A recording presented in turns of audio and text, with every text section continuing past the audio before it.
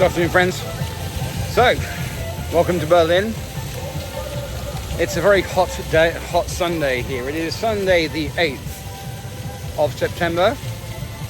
Happy Star Trek Day. Oh yes. As I mentioned before, this is almost going to be in real time. I think I'm going to post it tomorrow.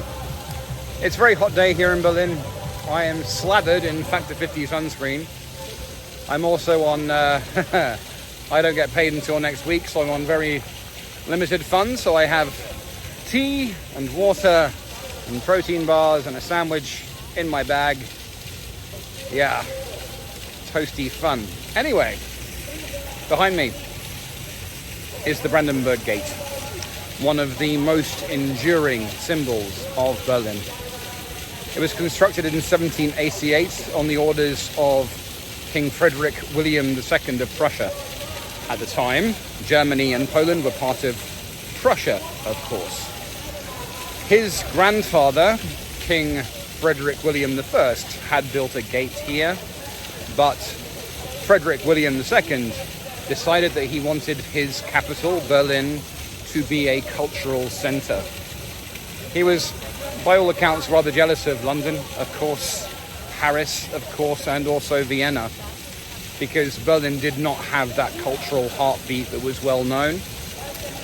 And it has to be said, in building this thing, he was fairly successful, because it is, as I say, the symbol of Berlin, really.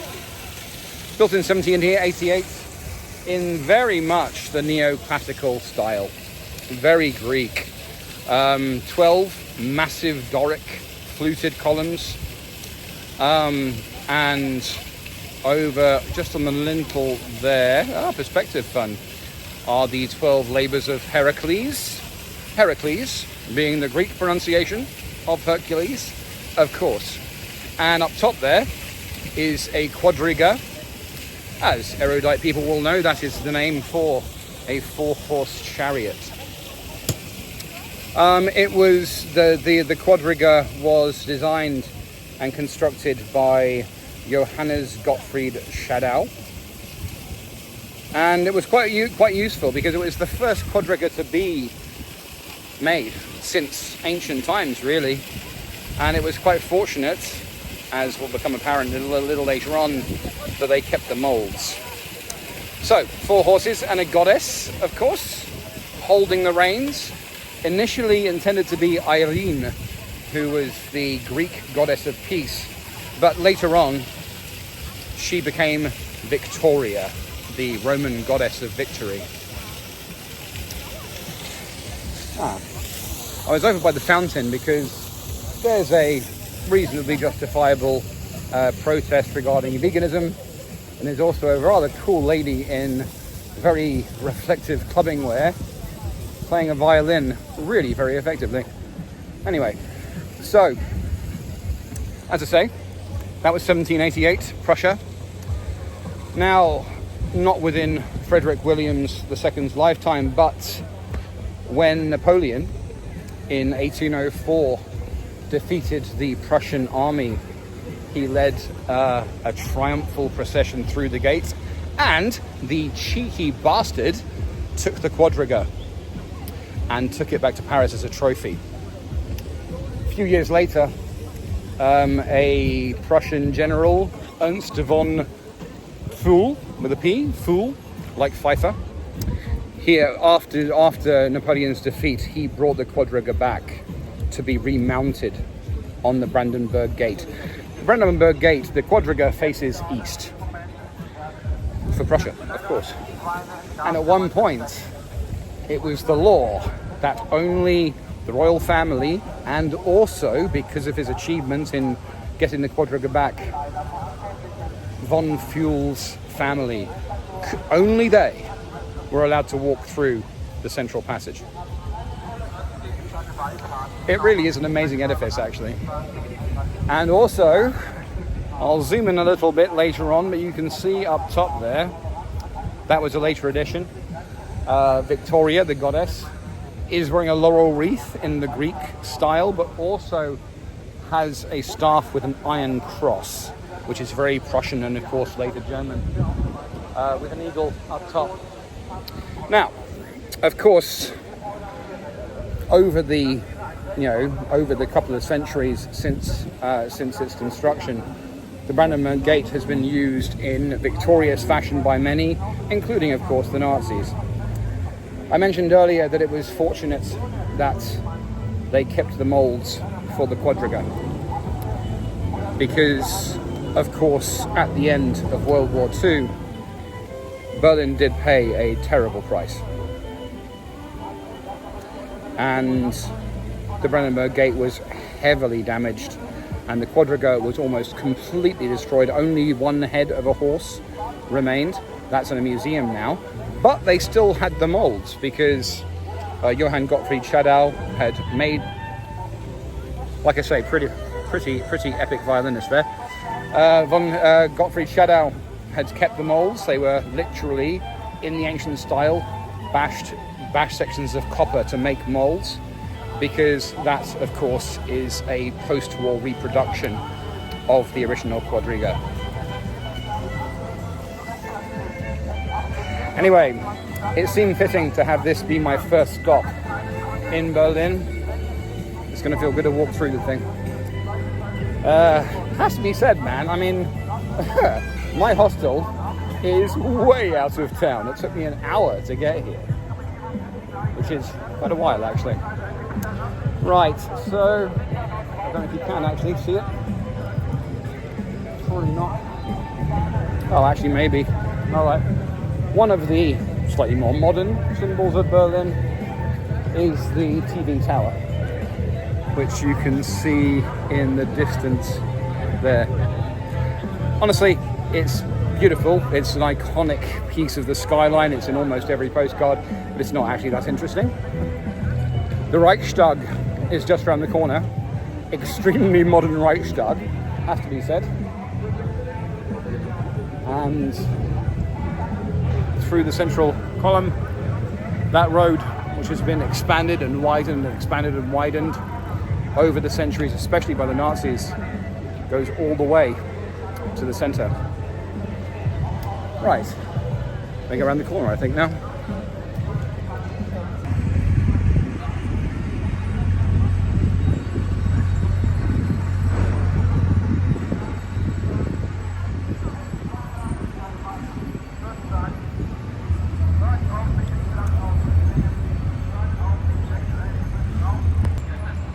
Said the light is a great deal better from this side.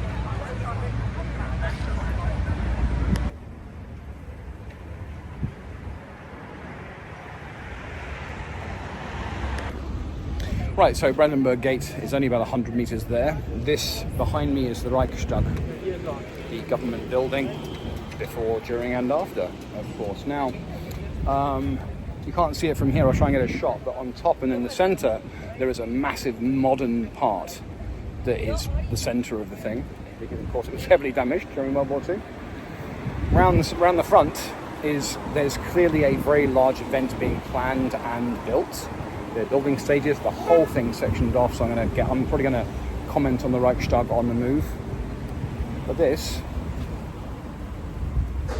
is a memorial to the Sinti and Roma people, OG gypsies, if you like, and they, of course, with the Jews, they were deemed unworthy of existence by the Nazis, and in exactly the same way as the murder of so much of the Jewish nation, the Sinti and Roma people were targeted.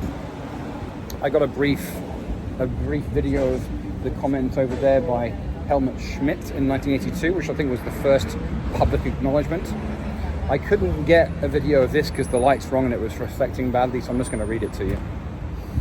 So this was Federal President Roman Herzog on the 16th of March 1997. The genocide of the Sinti and Roma was motivated by the same obsession with race, carried out with the same resolve and the same intent to achieve their methodical and final extermination as the genocide against the Jews. Throughout the National Socialist sphere of influence, the Sinti and Roma were murdered systematically, family by family, from the very young to the very old. Worthy of remembrance.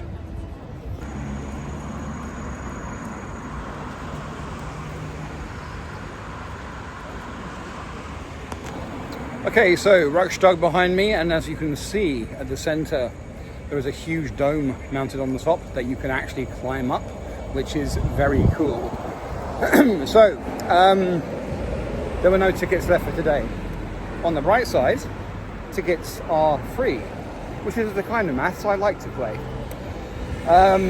But I managed to procure a ticket for after I finish working it into town on Tuesday. So that will happen then. And as things stand now, I'm just going to walk into town. I might buy myself a beer. And then I'm headed back south a little bit. So behind me is a war memorial erected by the Soviets to commemorate their war dead, 2,000 men lost in the Battle of Berlin. Now, I get, of course, that the Soviets are not the most popular people in the world. I mean, hell, I used to live in Prague.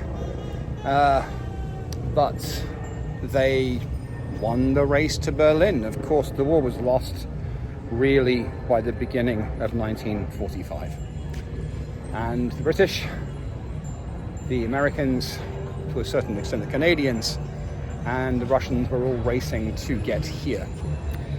Patton, the American general, made it as far as Pilsen in Czechoslovakia, but the Red Army liberated Prague and also conquered Berlin.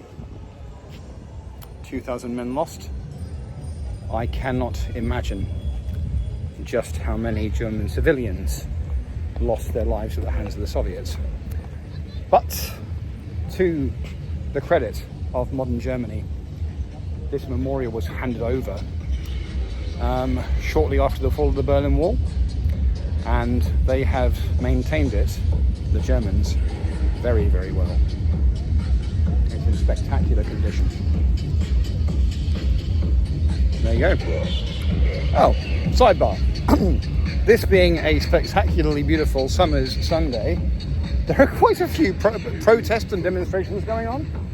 And as far as the eye can see, down this amazing avenue, all the way down to the Brandenberg Gate, are thousands upon thousands upon thousands of bicycles. The whole place has been shut down for them. It's pretty cool, actually. In other news, some of you might be thinking, why the hell are you wearing your Kramer? That's this scarf around my neck. Well, just behind the unknown soldier there is a fountain, and as is my habit, I've soaked the end of my scarf. It'll last about half an hour, and it means that I can dab myself to keep cool. Old traveller's trick. Anyway.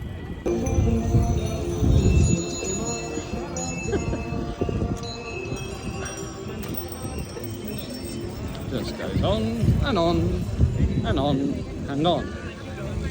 So I need to cross the road to get into the shade, which is going to be a bit of a mission, actually.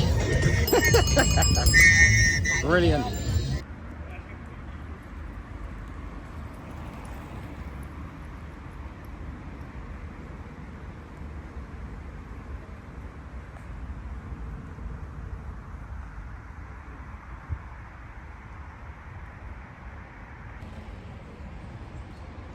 So, location, park bench. I'm still walking along the road from the Brandenberg Gate into town. It's a very, very long, very straight dual carriageway, 2 lanes on both sides, avenue, beautiful, has to be said. And a lot of it has parkland on both sides, which is lovely. Has to be something to get my steps in today. I'm up to 7,000, and I'm probably about a third of the way through my intended walking route. I just got hit by an acorn. Literally, an acorn just bounced and hit my boot. This park, this whole section down here, is flanked by fairly mature oak trees, and clearly the acorn harvest is going to be really quite incredible. They're absolutely everywhere. There are a few things you can do with acorns.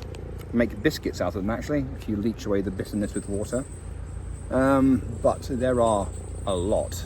There are also some sycamore seeds all over the place. Sycamore is an invasive species. It tends to dominate its environment, but of course the mighty oak is immune from that. So that's nice. Anyway, so I just stopped, sat down for a bit, had some water, having some tea before continuing in this rather beautiful location, actually. Anyway.